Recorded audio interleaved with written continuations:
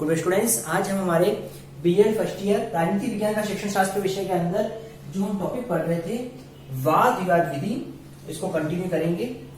इस विधि को वाद विवाद विधि, वार्तालाप विधि या विचार विनिमय विधि के नाम से भी जाना जाता है। तो ये विधि क्या है, ठीक है।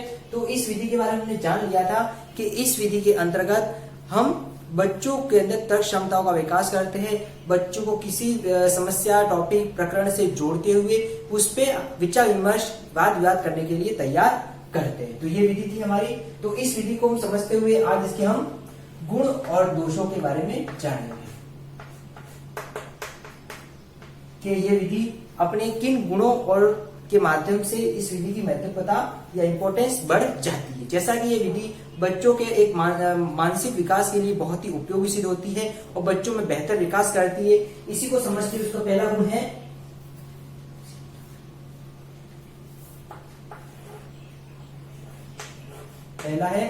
सीखने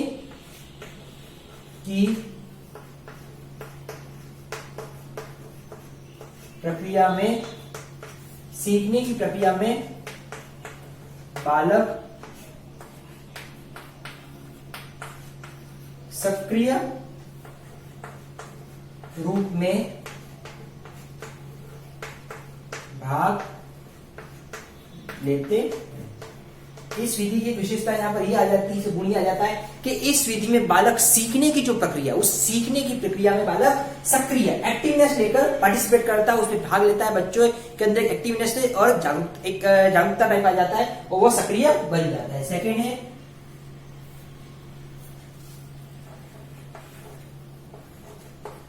यह विधि स्व निर्देशन पर बल देती है।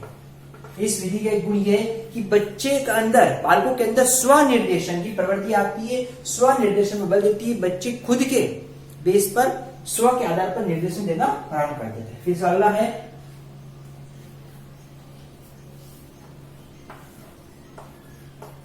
यह छात्रों को मिल जुलकर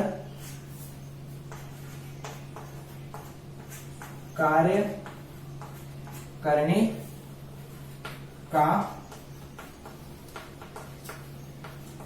प्रशिक्षण देती है। किस तरीके से मिलजुल कर कार्य किया जाता है, मिलकर कार्य किया जाता है, ये सब इस विधि में देखने को मिलता है। बच्चे आपस में मिलजुल कर कार्य करने को प्रेरणा मिलती है। इस विधि के माध्यम से प्रशिक्षण मिलता है, प्रेरणा मिलती है। इसके साथ इसके अन्य और गुण हैं।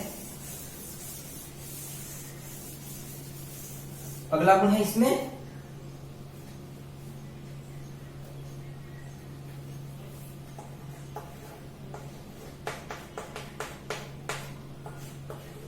छात्रों में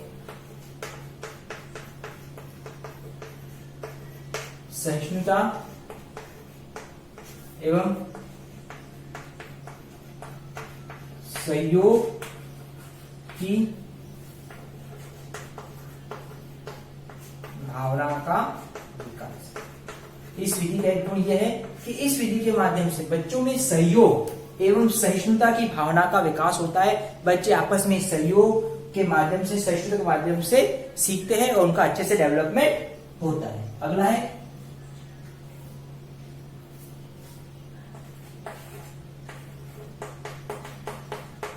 छात्रों को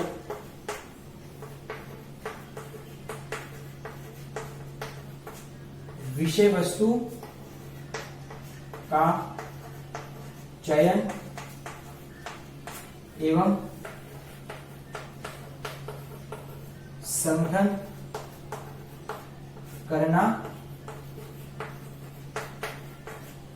सिखाती है। विषय वस्तु का चयन किस तरीके से करना, उसका संगठन किस तरीके से करना, जैसे कि अनौपचारिक हमने वो जाना था वाद विवाद के अंतर्गत कि किस तरीके से बच्चे किसी विषय वस्तु का चयन और संगठन करना कर सकते हैं। तो इस बात को भी, इस पहलू पर भी वो बच्चों को काफी हद तक सिखाती। इस तरीके से विधि काफी इसकी महत्वपूर्णता सिद्ध करती है। अगला है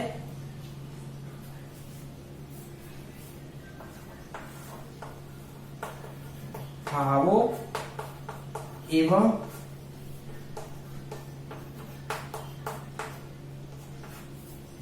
विचारों को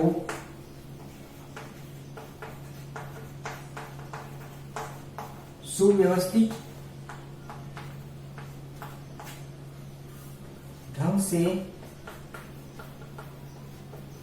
प्रस्तुत करना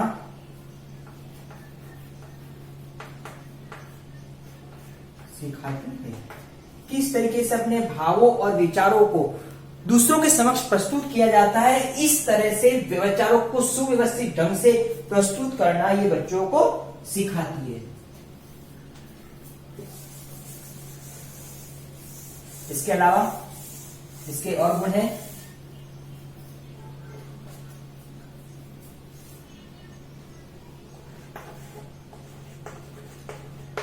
स्वतंत्र अध्ययन की आदत का विकास। किस तरह से बच्चों में स्वतंत्र अध्ययन की आदत का निर्माण करना, वो स्वतंत्र अध्ययन की आदतों का विकास भी बच्चों के अंदर इस वाद विवाद विधि के माध्यम से किया जा सकता है। और अंतिम है तर्क एवं निर्णय शक्ति का विकास। बच्चों में तर्क एवं निर्णय क्षमताओं का निर्माण करने के लिए, उसका विकास करने भी ये विधि काफी महत्वपूर्ण है। इस तरीके से हमने जाना कि किस तरीके से वाद विवाद विधि के जो गुण है, जिसके माध्यम से ये विधि काफी अच्छी अपनी भूमिका निभाती है। अब इसके जहां गुण है वहां दोष भी है, तो अब इसके दोषों को स्पष्ट करेंगे कि इस विधि के गुण होते हुए भी किस तरीके से विधि अपने दोष को प्रकट करती है। तो उसका पहला दोष है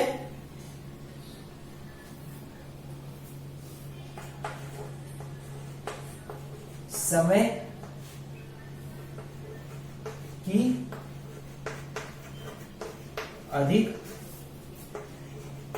आवश्यकता। इस विधि के अध्ययन करने में एक इसका दोष यह है कि इसके अंदर समय की अधिक आवश्यकता होती है, अधिक समय, क्योंकि वाद विवाद करना होता है, समय निर्धारित करना होता है, उसके लिए समय अधिक चाहता है, इसलिए इसमें अधिक समय की अधिक आवश्यकता होती है। उसके बाद सेकंड है इसका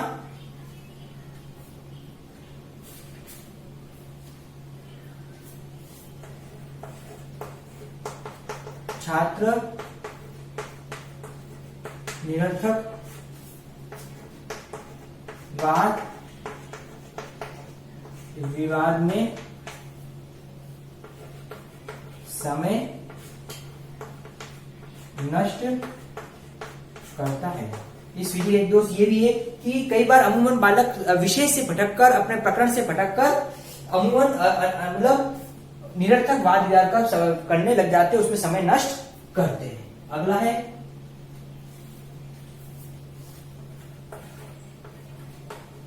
मन बुद्धि बालकों हेतु अनुपयोगी। जो बालक मंद बुद्धि के होते हैं, लज्जाशील बालक होते हैं, जो कम आयु के लेवल के बालक होते हैं, ऐसे बालकों के लिए विधि अनुपयोगी साबित होती है।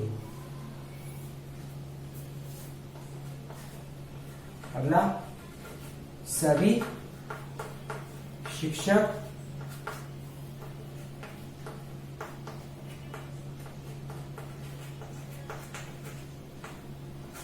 कुशलता पूर्वक संचालन नहीं कर सकते।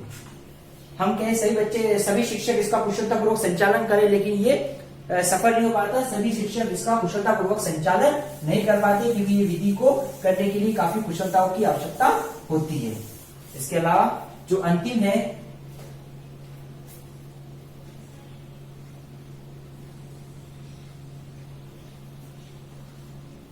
ठीक है, तो अंतिम तौर पे ये कह सकते हैं कि यह विधि जहां पर कम बच्चे हो, छोटी कक्षाएं हो, यानी कि संख्याएं कम हो बच्चों की, वहां पर उपयोगी ला सकती है। बड़ी क्लास जहां बच्चे ज्यादा है वहां पर थोड़ी सी अनुपयोगी हो जाती है। इस तरीके से हमने जो वाद विवाद विधि है, इस वाद विवाद विधि के गुण और दोषों को जाना कि वाद विवाद विधि के किस तरीके से गुण और दोष है। अब इससे रिगार्डिंग आज का आपका असाइनमेंट है, होमवर्क,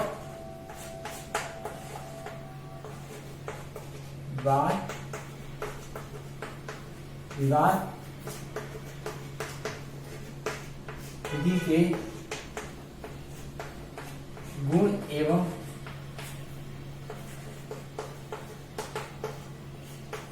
दोषों को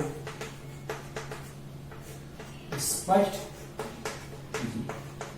तो वाद विवाद विधि की क्या गुण और दोष है जो आज हमने क्लास में जाना है, इसी के बारे में आपको अपना असाइनमेंट करना है। स्टूडेंट्स, इस कोविड समय में हमको इसके बचाव के जो भी उसका कड़ी से पालन करना है और अपने अपने परिवार के स्वास्थ्य का ध्यान रखना है। Thank you.